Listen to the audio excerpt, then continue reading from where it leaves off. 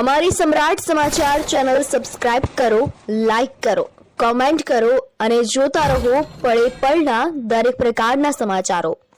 તળાજાથી ભાવનગર જતા Somnath national highway ઉપર 5 પીપળા નજીક બોલેરો અને રિક્ષા વચ્ચે અકસ્માત સર્જાતા એકનું મોત થયું છે। આ બનાવની જાણવા મળતી માહિતી મુજબ ભાવનગર જિલ્લાના તળાજા શહેરથી ભાવનગર જતા સોમનાથ નેશનલ હાઈવે ઉપર બોલેરો અને પિયાગો રિક્ષા વચ્ચે અકસ્માત થયો હતો। ભાવનગરના ગોપનાથ રાજપરા મઢે જતા હતા ત્યારે પિયાગો રિક્ષાનો 5 પીપળા નજીક અકસ્માત થયો હતો। આ અકસ્માતની ઘટનામાં કવિતાબેન વિપુલભાઈ મકવાણા નામના વ્યક્તિનું મૃત્યુ થયું હતું, જ્યારે પૂનમબેન મુકેશભાઈ રાઠોડ તેમજ વિપુલભાઈ શંકરભાઈ મકવાણા, મીરાબેન વિપુલભાઈ મકવાણા, દેવાંશી વિક્રમભાઈ મકવાણા ઉંમર વર્ષ 5 સહિતનાઓને ઈજાઓ થઈ હતી।